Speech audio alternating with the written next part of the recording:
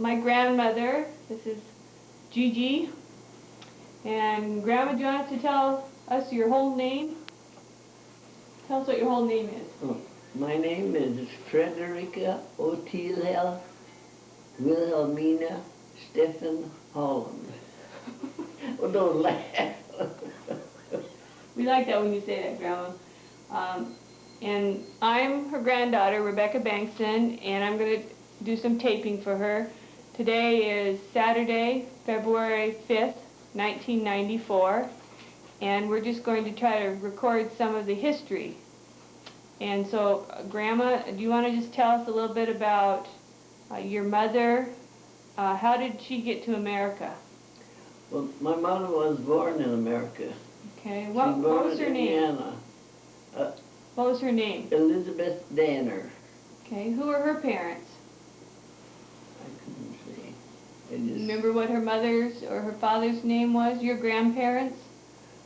Well, they were Danners, but I can't remember. Was he, her father, was he Johann Danner?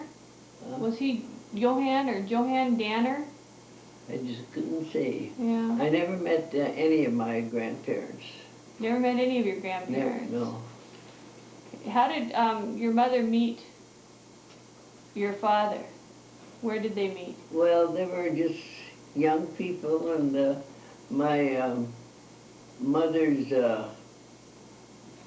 father was a widow, and she was the oldest girl in the family, 10 years, and she took over her mother's, tried to take over her mother's work, and the work became just too much, and she got discouraged, and she and Dad met, and she was 16 when she was married.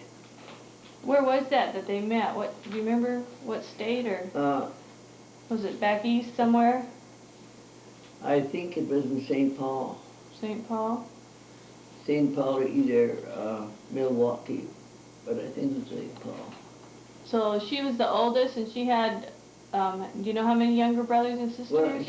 Well, there were 10 in her family. She had 5 brothers, and there were 5 sisters, and she was the oldest girl, and she was just 11 years old when her mother passed away. So she had to take care of all of them? Yes, she tried to. And how about your father then? Do you remember how old he was when he got married to your mom? No. Was he about the same age or older? No, she's about, I think that he was about 10 years older than Mom. And do you remember what his full name was, or? Well, he was just known as William Steffen. William Steffen. And do you know what your grandfather? No. His parents? His parents never came to America. He came from Germany. Oh, he came from Germany. Yeah, pardon me, I said America. His sister and brothers came to America, though, but his parents didn't. Okay, so he must have been old enough to travel to America. Well, it was compulsory for the boys in Germany. They had to be in the army 2 years before they really were 18 years old. So he came over in a boat. The Steffens did? Yeah, that is my father. Your father? Before he was of age, before it was compulsory for him to go to the army. Okay. And so do you know where the Steffens, did they come through Ellis Island or through Canada? Do you know? No, they came directly to America. But you don't know what port that they came to? Well, the place where all the people came through near New York. Ellis Island, probably, yeah. And they came over on an old wooden boat, freighter.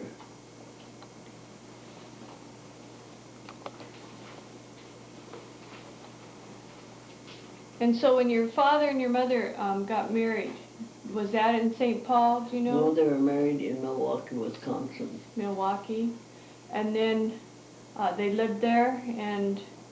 Not long. Not long? Our mother's sister and brothers were, both of them were in St. Paul, lived in St. Paul.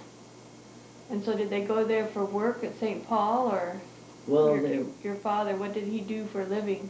I do not know what their grandfather did for business, but the brothers are all in business in St. Paul. They had their own. The Danner brothers, you mean? Yes. Your mother's brothers? Mhm. 5 of them. 5 of them. So, after your mom and your dad were married, what did your father do for a living? Do you remember? Well, he was a bricklayer. Oh, he was bricklayer at the time? Mhm. And so didn't they live there for a while and have some children there? Oh yes, they had. My father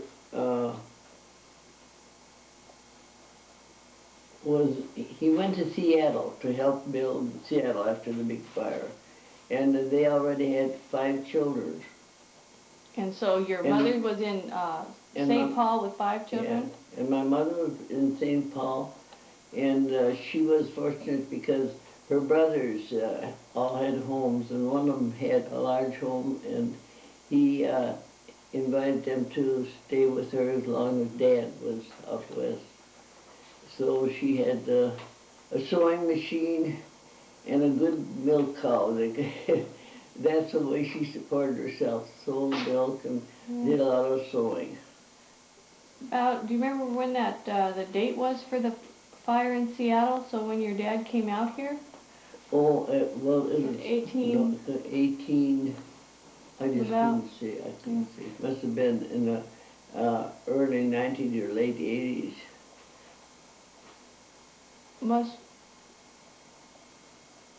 Must have been before you were born, though. So it had to be in 18. Oh or yes, so. yes, many What years. were the name of the children? The 5 children? Ferdinand, William, Helen, Louise, Christine. Okay. And then when your dad came to Seattle after the fire to help lay the bricks, didn't he have some interesting experiences out here in Seattle?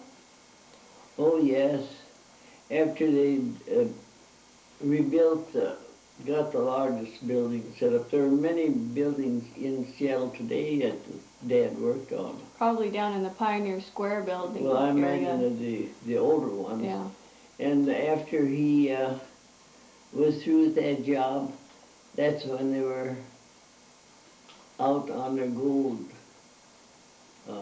trips to Alaska.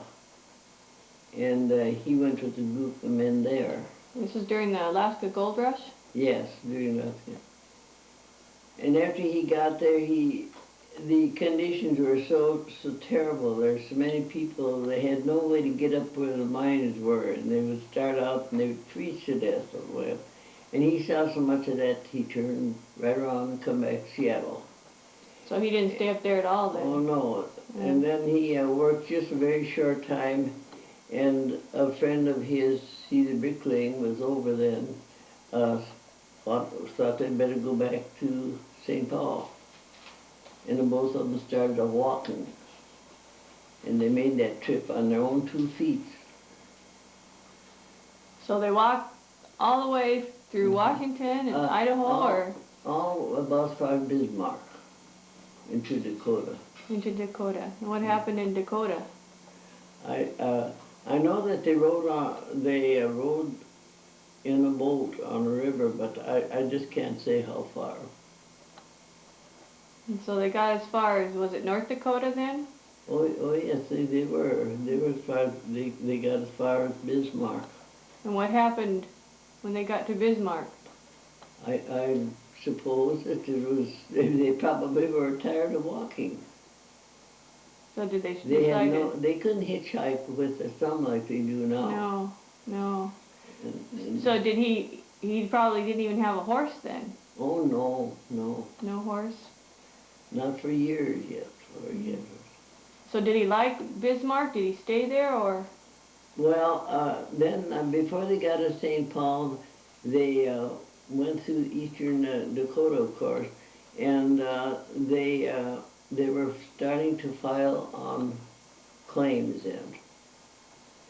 And when he got home, then Bill and Fred were just the age where the boys are apt to get into mischief, are harder to manage, they decided that probably they better leave St. Paul and go on, they called it a claim or on the farm. And that's when they decided. Then my dad came back and filed on a quarter of land, went back to St. Paul, got an immigrant car, and come out west. So he took his family in a car and drove all the way back to... Oh, no. The immigrant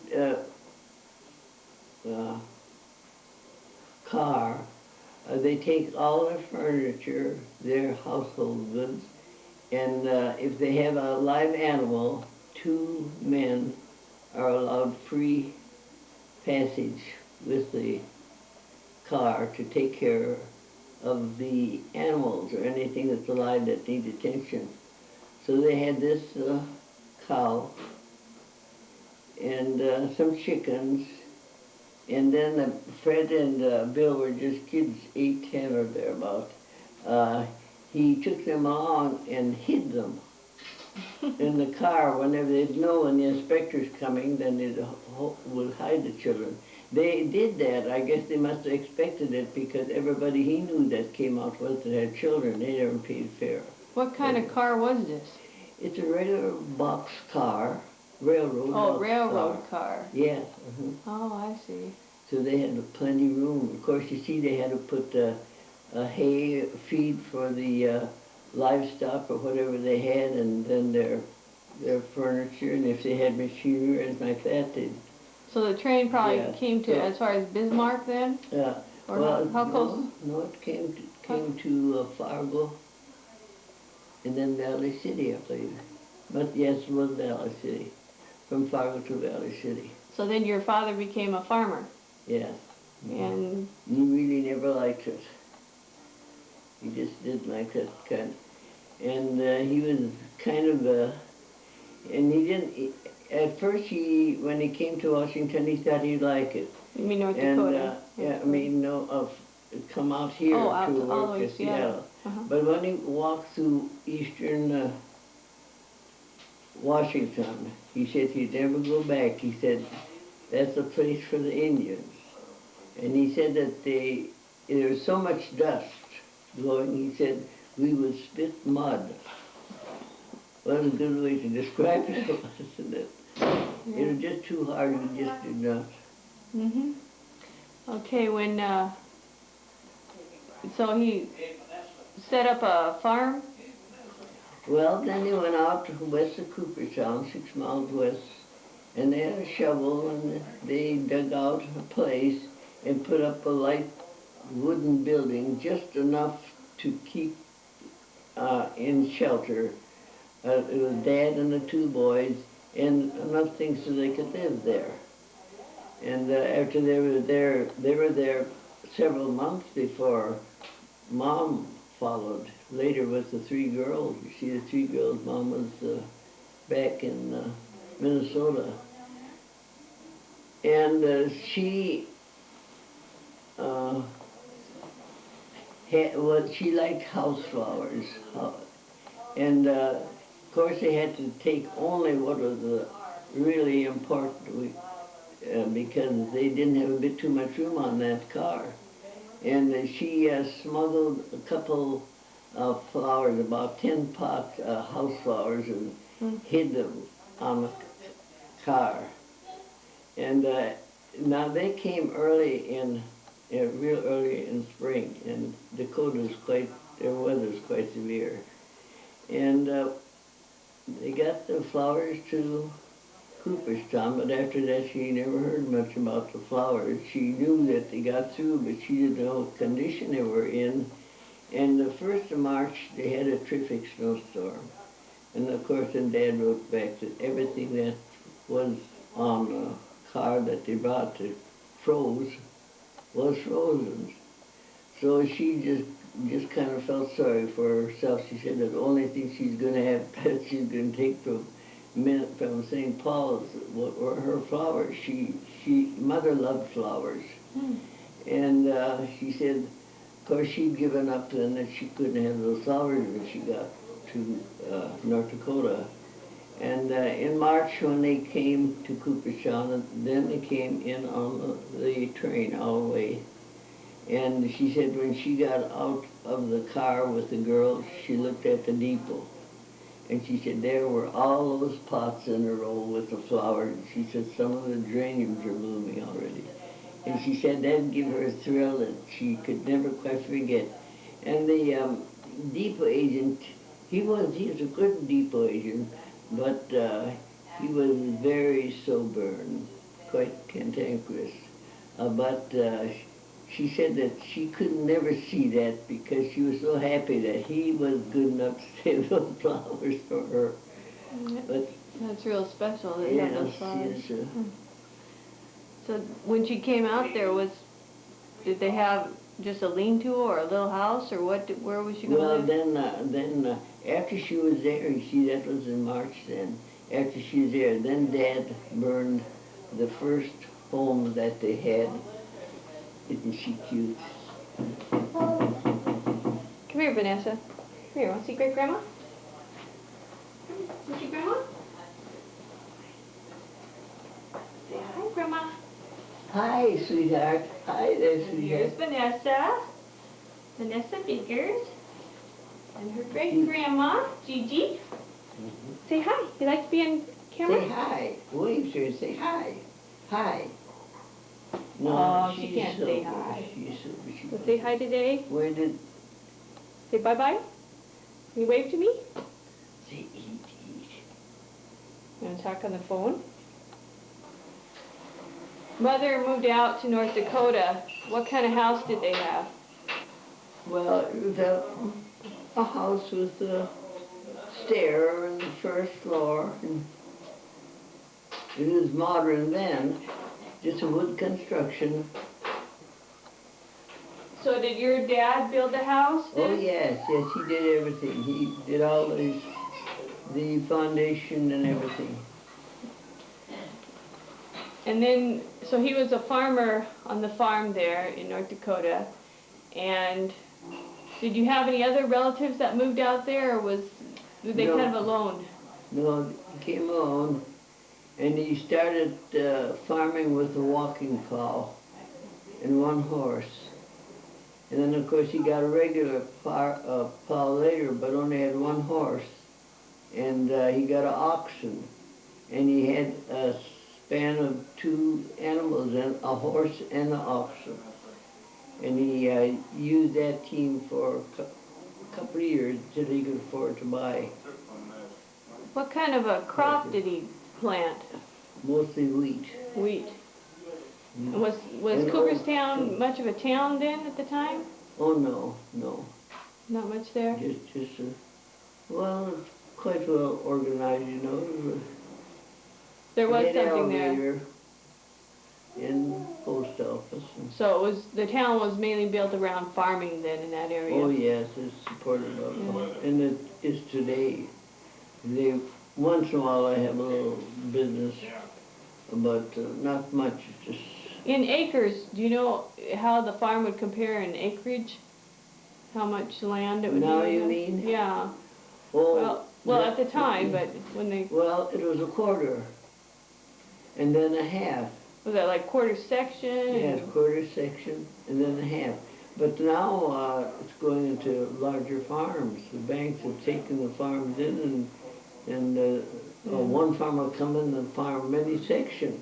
And before, a section was considered really a big farm if one man managed it. And so then they built a larger house there. Did they add on, or because they had so many children after that? You mean my folks? Right. Well, it burned down. It burned down in the year of 1900 on Thanksgiving night. But And it so was how many kids were born before it burnt down? 5. No, just pardon me now. When that burned down, Irwin was the baby. So how many children did they have at that time? See, Fred, Bill, Lena, Louise, Christine, Emma, Edna, myself, and Irwin. So they had 9 So there children? just is 9 children.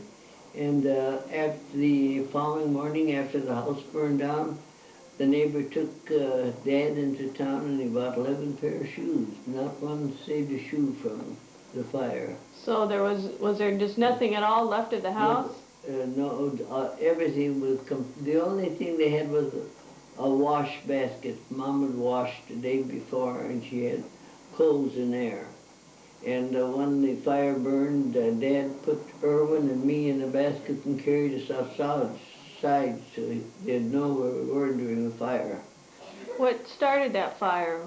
They don't know. They think that probably it started on a china closet in the kitchen, and the only thing that they can figure is at that time of the year the mice used to get into the homes there, and they figured that they had their mattress up there, up high out of the reach of the children, and they figured the mice had gotten into it. So that was was that Thanksgiving or how?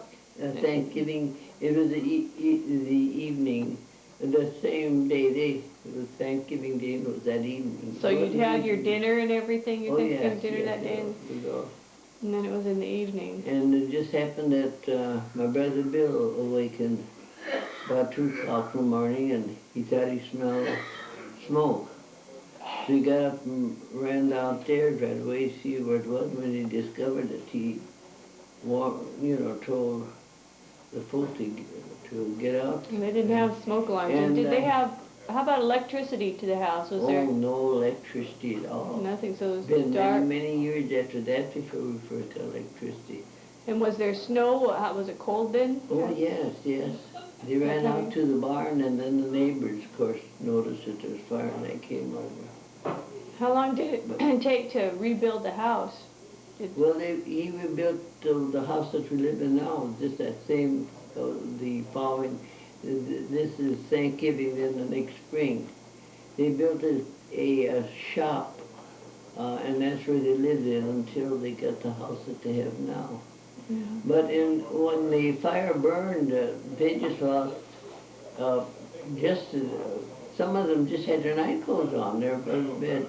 And Brother Bill and Brother Fred, their bedroom was upstairs, and when they got up, they're excited. And they always wore long johns under their overalls. Those are knit, long-legged underwear.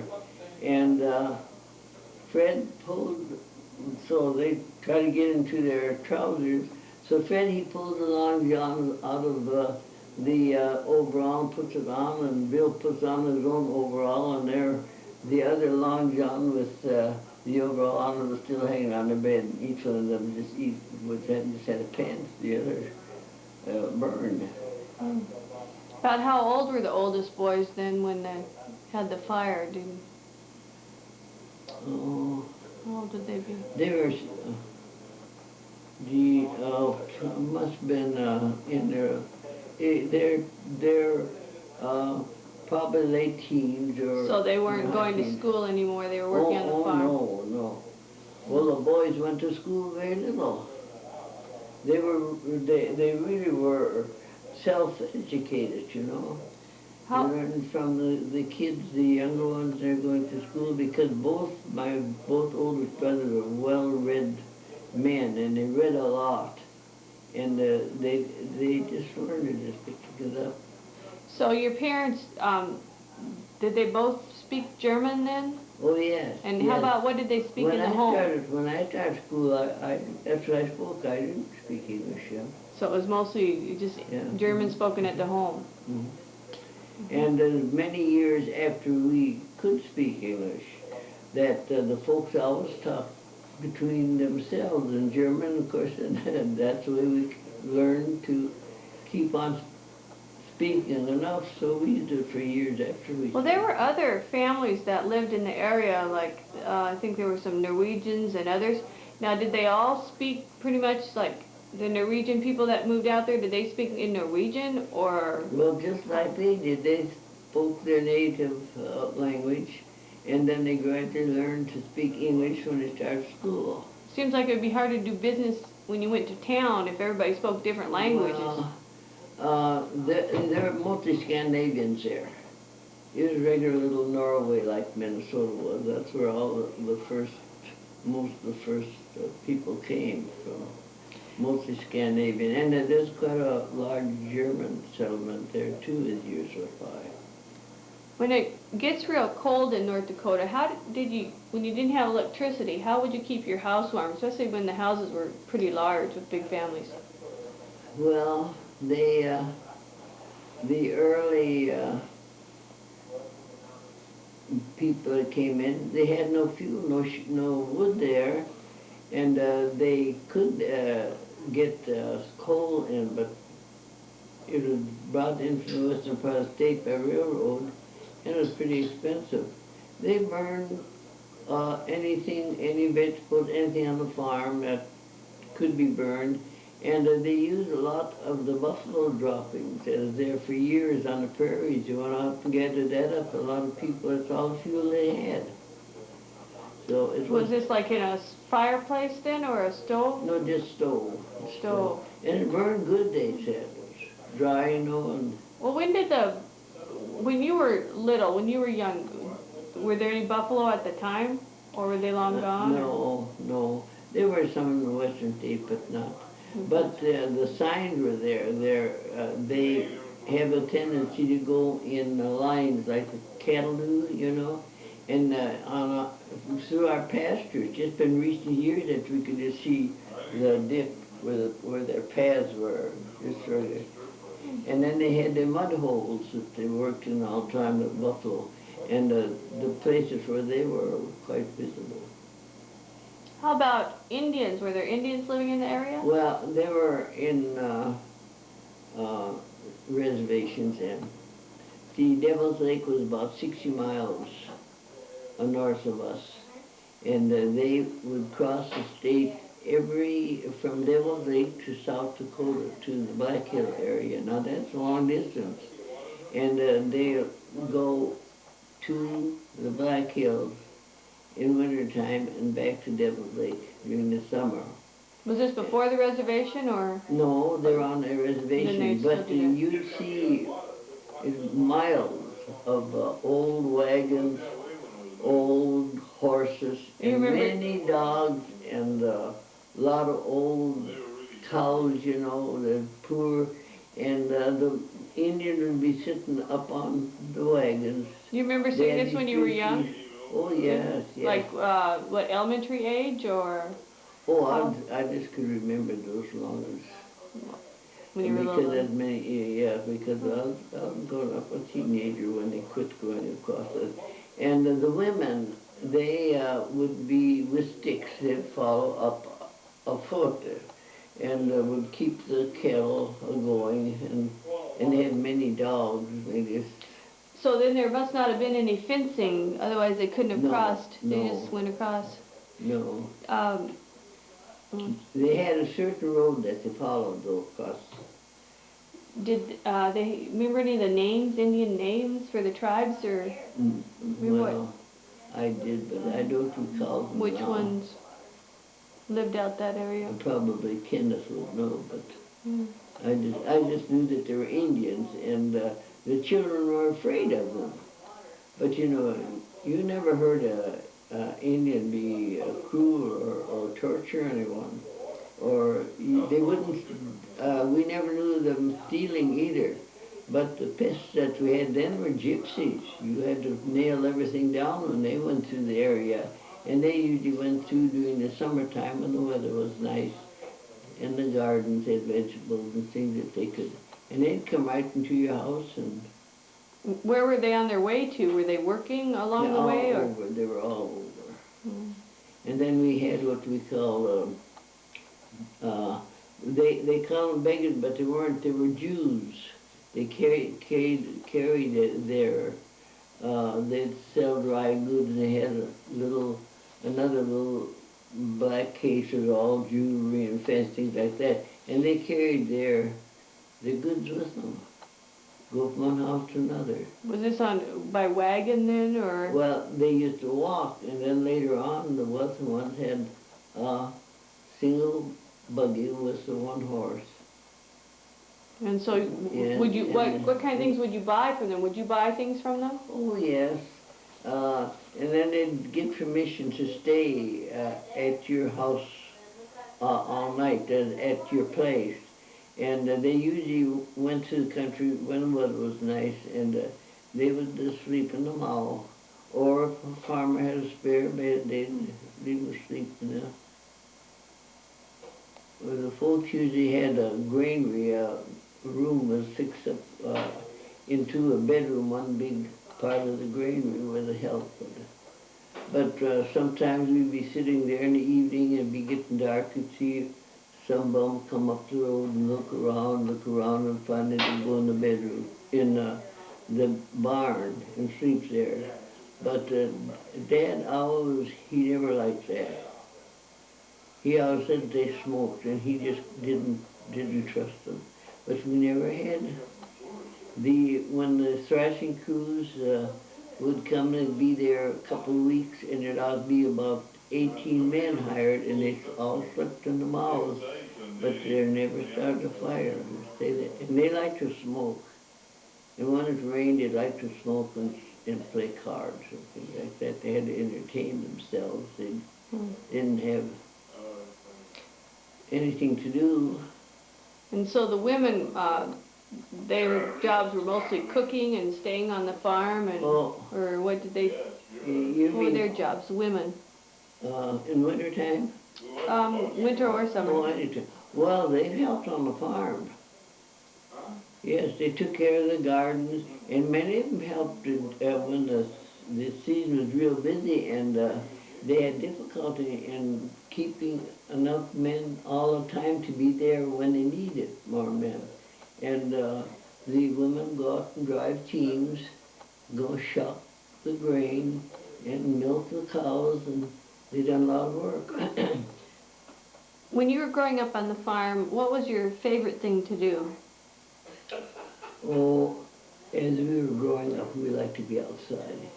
We'd much rather work outside than in the house, you know, because we loved to be. We had our horse that we could ride in, and we'd go out and help the men in the fields, and there's all chores to do around the yard. What did you like the least when you're on the farm? What was it like the worst job or the worst thing, chore, or? Well, I think the thing I liked least was to scrub the floors. And how often did you have to scrub the floors? Oh, we'd scrub them, keep them clean all the time, and we had soft wood floors, and of course they had to be white if they were clean, you know. And we had a large kitchen. It was about 20 feet square. And it was too big to get on your hands and knees, and that's the way we did it. On our hands and knees with scrub brush and homemade soap. And always two of us, we had a line that divided right in the center. It could be right in the center. And we'd both stay on our side. And Edna always mopped, scrubbed to one side, not the other. And then when the floor started drying, it said, "What a little streak there." Ma would say, "Girls, get the brush." We'd go down there and wash up that streak. But we didn't have to do it often, because just once, twice, we learned a lesson, and we always laughed at enough so it never left the streak. Oh, there were tricks in all trades. How did you make the soap? Mother made the soap. They'd save the tallow and the lard, and after they'd get a large amount, they had a big kettle, and they made it outdoor in the summertime. Did you have to use lye in that, or? Oh, yes. To make it. Then you made it into bars, or? Well, just chunks, you know. Chunks. Leave it harden in slabs and then cut it in the So you'd use that same soap for washing hands and dishes, or? Oh, no. We had tar soap that the men folks used, and that was good for their skin. Did you buy that, or? Oh, yes, it's quite long bars. About it's shaped like a weenie bun, only it was a little shorter. I was thinking about that with the wiener buns. And we, in our age now, We make a lot of that soap, and it's good soap now. They use it wherever they send it. They just want more and more because they use it for body soap or as well as just cleaning. How often did you wash clothes on the farm? Once a week. And it was a day's work. Washboard. No machine for years. And I remember we always had a big boiler, and we put that on the stove and put water in and boil it, and the towels and the cotton underwear and things that are white we always boiled too. And it all stayed white. We'd get the muslin unbleached, and that's quite tan, but it's a pretty color though. But Mom would get that by the volt, make the bed sheets and towels and things. When you made things, did you have a sewing machine or by hand, or how did you make the bed sheets and the clothes? She had a machine. That's one thing that most all those people had. Was it like Little Singer or? Well, Mom was a singer, but some of them still had those with a crank. But Mom always had a singer. I just remember of one singer. Must have been a pedal then, if you didn't have electricity. Oh yes, a pedal. Yeah, and of course, Mom used to do a lot of sewing, and while she's sewing, she'd kind of relax and she'd hum, you know, while she's sewing. And I always thought that she had to sing. That's why it was called a singing machine, because she sang when she sewed. Yeah, we had a lot to learn, that's sure.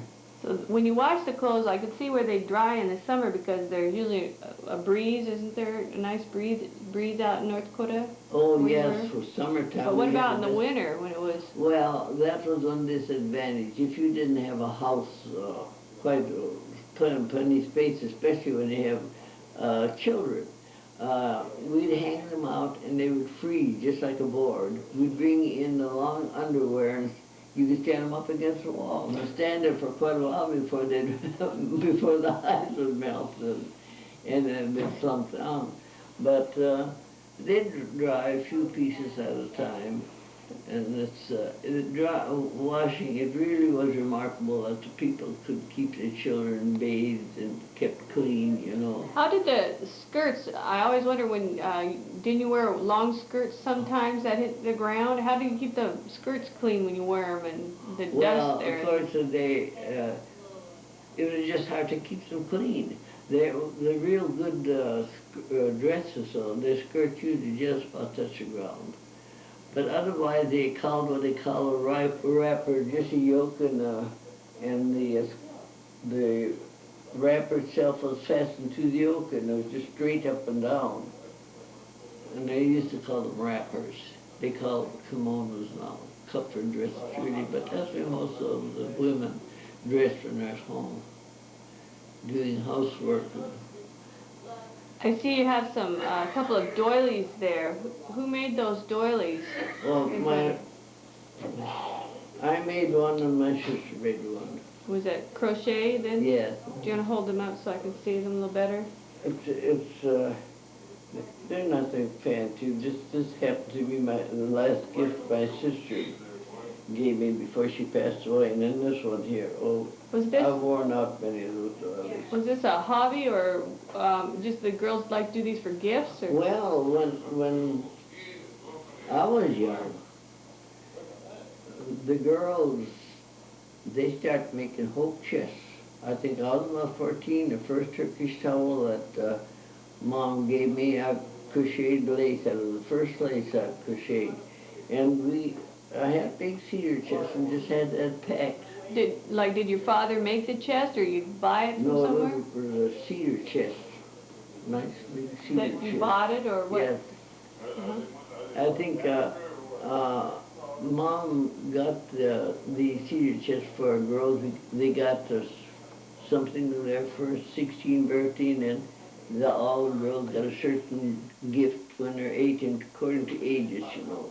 So it was expected that the girls would all grow up and get married, pretty much, or? Oh yes, that was their thought, of course, you know. You never saw. Well, we were regular tomboys, and most of the girls on the farm, they would go outside and work on the machinery and ride horseback and things. But they all played a lot with dolls, had more dolls than they do now. What else did you put in your hope chest? What other things? Just linens or? Oh, I didn't have a bed sheet or a pillow slip that had nice lace on it, embroidery or something. Anything that lasted, you know, towels. Well, it's just been through recent years that all my towels have embroidery on it, you know. And So is that what the ladies did lots in the wintertime when it was dark? then we made like camisoles, you know. We'd crochet a whole solid camisole or whole solid garments, you know. We crocheted a lot, did a lot of needlework. And we did a lot of quilting, making quilts and things like that. Do you want to tell me about some of these dishes here too? Like this one.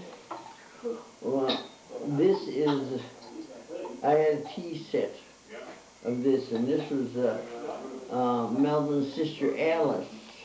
She did a lot of painting, China painting. And this is a plate that my sister Christine painted. She did a lot of painting. I have quite a few dishes of hers and of Alice's. And this is Mel's dad's mustache cup. Of course, that's really ancient. Why did they have a mustache cup? Oh, so the mustache wouldn't go into the coffee. See, he held it in place. How about this big piece here? Well, this is just ornamental. And an aunt of mine, she and her husband went to Italy on a wedding trip. And she bought this. And when she passed away, she gave it to my sister Christine, and my sister Christine gave it to me. And this is over 100 years old. And it was from Italy? Yeah. And what's so special about the bottom of it? It's loose there. Well, I don't know why. It's a loose bottom. See, you turn around, and there's a bolt going through, and there's a nut on here, and through there, and it wouldn't hold any liquid. It's just ornamental, I think. Mm-hmm.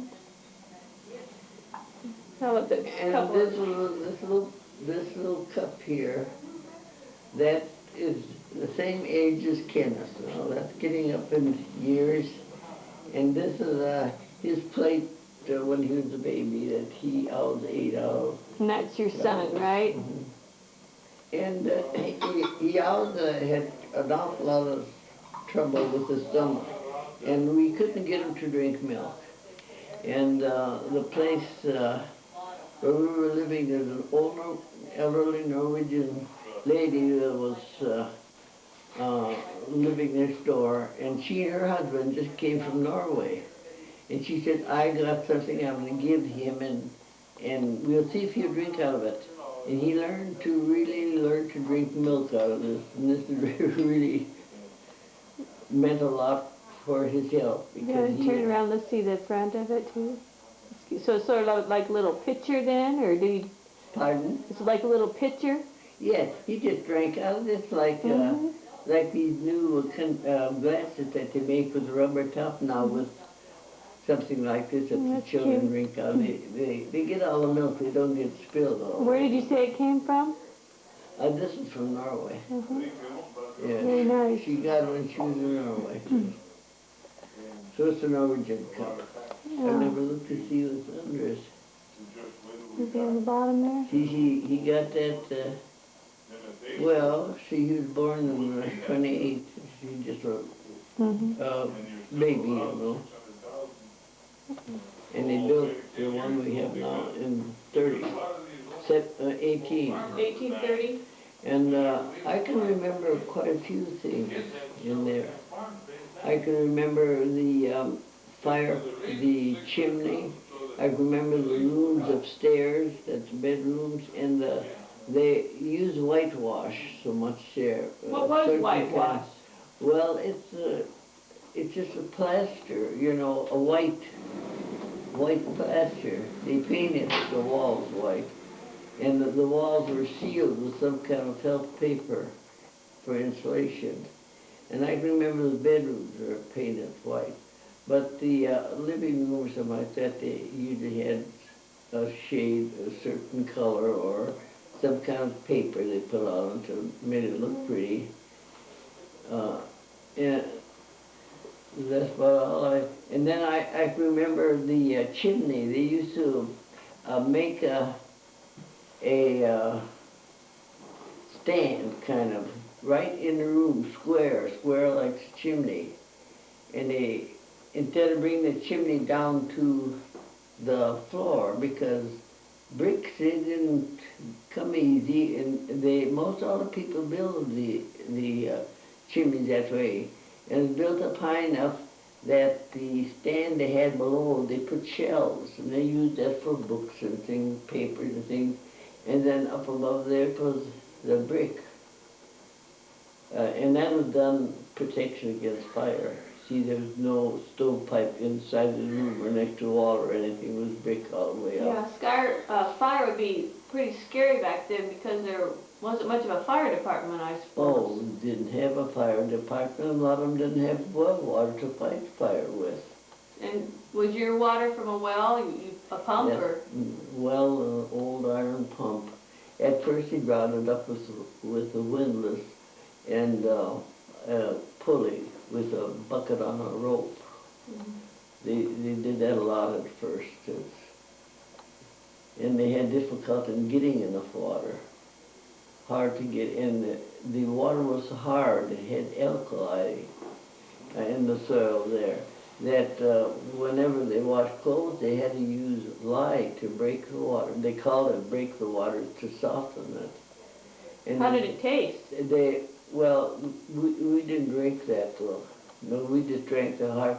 Well, they had that here when we come to Anacortes. The water was so putrid you couldn't drink it, especially Sharp's Corner, you know. What water did you drink back in North Dakota? Rainwater or? No, we drank that horrid tasting water.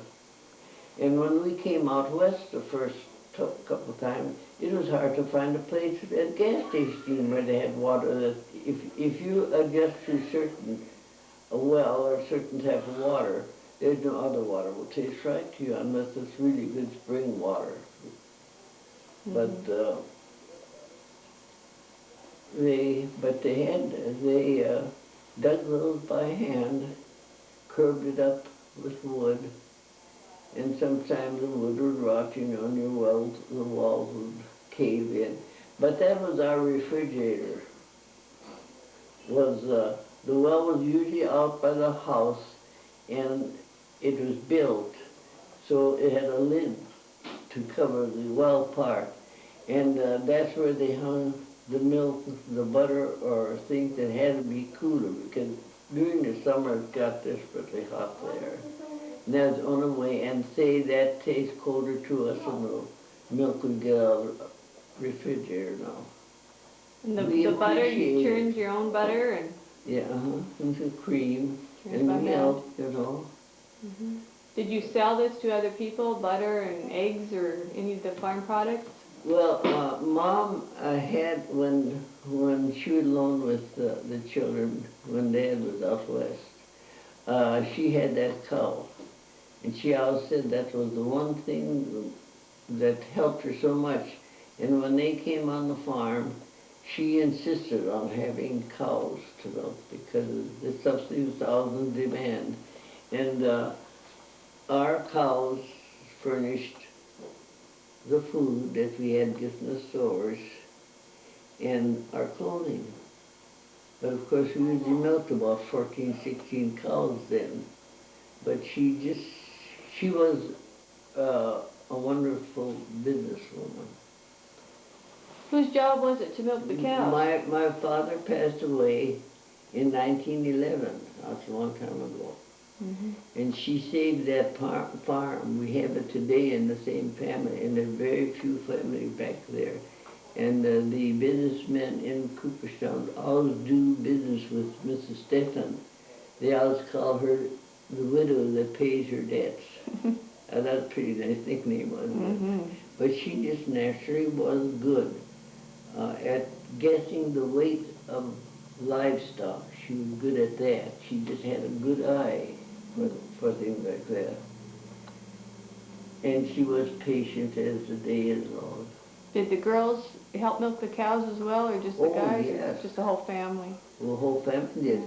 When we were going to grade school, we got up in the morning and milked 4 or 5 cows apiece, and then get cleaned up and go to school. And So you had to we get used up pretty walk to early. school a lot, and we really How But- far away was school? 2 miles is the closest we ever lived to school. Mm-hmm.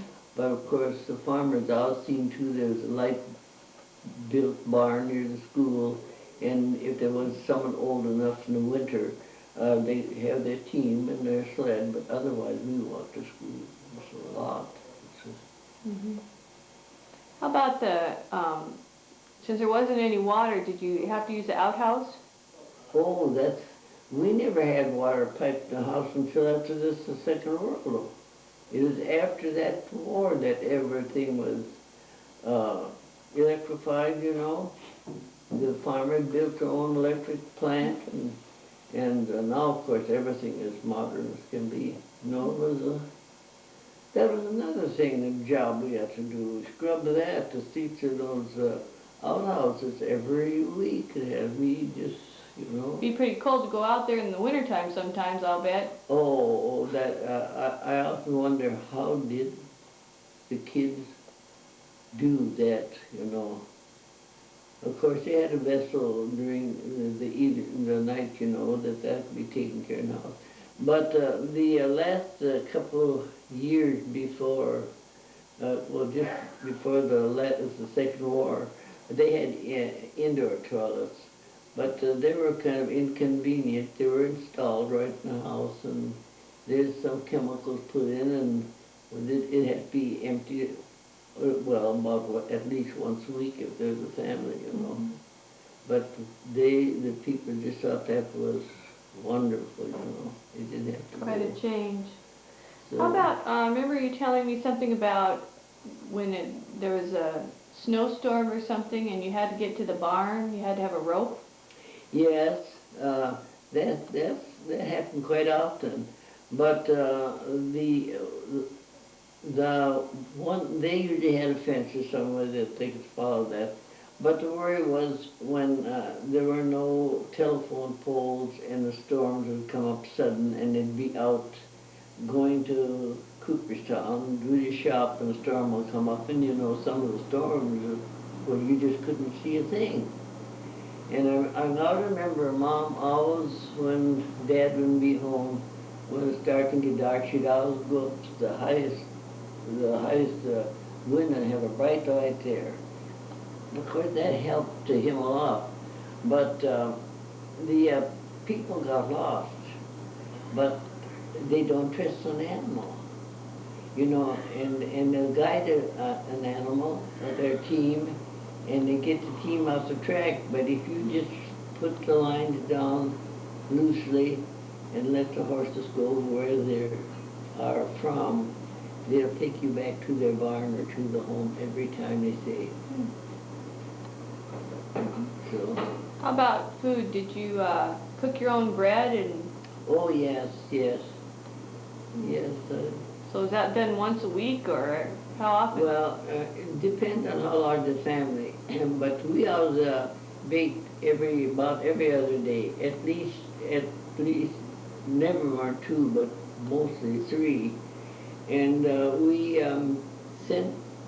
There was a mill about 35 miles from home, a flour mill, and they take a load of wheat to that mill and then have it made into flour, or they just, it wasn't their own wheat they brought in, but they just exchange it for flour.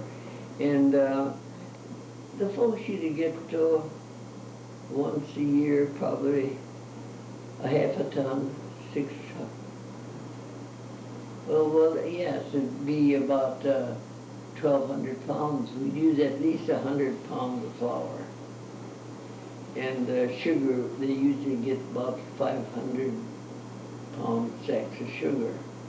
They bought everything in large. And then the farmers would go together because you take a team 35 miles and you have to stay there overnight, and you can figure how long it would take a team to go 35 miles. And they just share. One would take it one time and another, and there'd be 4 or 5 farmers that would do that. Did you do a lot of canning too? Oh, yes, yes. Where'd you get your food for that, for the canning? Well, the canning, we bought our fruit. Apples, we had a system where if there's something important and want to get a message to a lot of people, they put a long call on the telephone. And the telephones there, as a rule, one line would have 12 to 14 members on each line. And they How old were you? all the lines, and everybody goes to listen what's going to happen or what's happening. And there's one voice that'll tell you if a storm is coming, or if a certain man coming to speak, or something that requires a lot of well, we always had a call on apples. And they tell you when it's coming from, and when it'll be on the track. It's a railroad car full of apples, and you come at a certain time, bring your box or sacks, and it'll be $1 a bushel. And folks used to get many bushels of apples, and they kept good. They're different kind of apples than they were here. We got a lot of apples in Minnesota too, but we got them from Washington by the carload. How about things like carrots and cabbages and? Well, we always had a good garden. Good We garden. never bought vegetables from the store. And how old were you when the telephones came in? Huh? How old were you when the telephone came in? Oh, maybe 8, 10 years. I was just a kid. I don't How know. about when you saw the first car? How old were you then?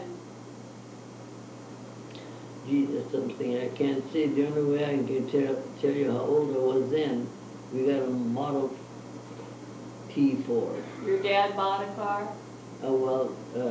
We didn't have a car when Dad passed away. See, Dad So passed your mother went to buy 1911. one? Oh, yeah, she bought quite a few cars. See, she was widow for many, many years, from 11 to... Of course, the Well, boys helped her out about too, didn't they? huh? Her boys were old enough, they helped her out, didn't they? Well, the 2 oldest ones were on their own on ranches in Montana when my father died. And my 2 youngest brothers were 9 and 11, and they were the ones that helped Mom on the farm. So you see, they're pretty young, Yeah. those brothers.